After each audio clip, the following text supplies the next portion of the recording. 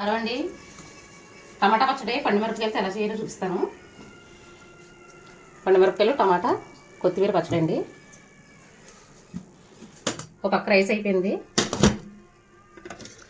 గుత్తొంకాయ curry అండి. మీకు టమాటా పచ్చడి, కొత్తిమీర, టమాటా, పండుమిరపకాయలతో ఎలా చేయాలో చూపిస్తాను.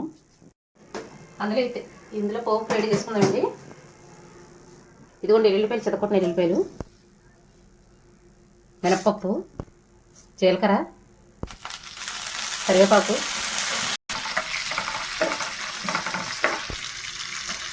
ఇందులోనే పండు పచ్చిమిరపకాయలు,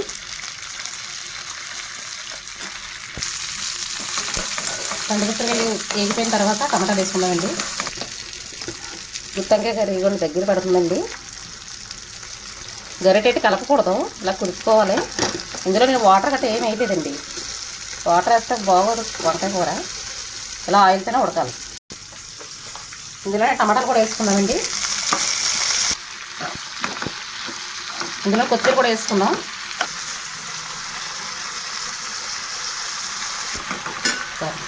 ఇందులోనే చిన్న చింతపండు పెట్టి కూడా వేసుకుందామండి.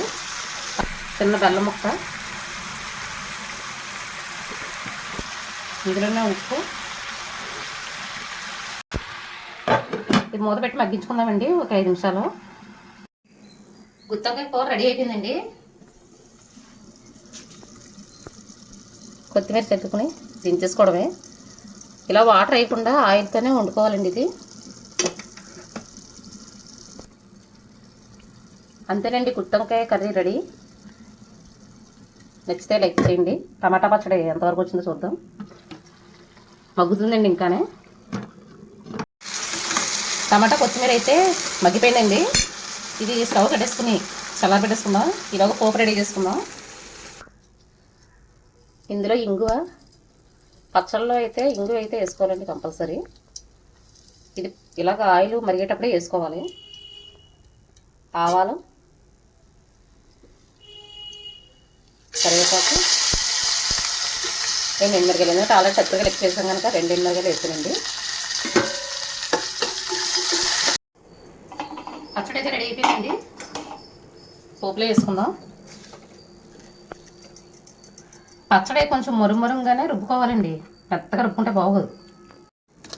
అంతేనండి, పచ్చడి అయితే రెడీ అయిపోయింది. ఇంగి వేసి పోపు పెట్టాను. పచ్చడి ఇలా మురుగుగా ఉంటేనే బాగుంటుందండి, మెత్తగా అయితే బాగోదు. కొత్తిమీర టమాటా పచ్చడి రెడీ. నచ్చితే లైక్ చేయండి.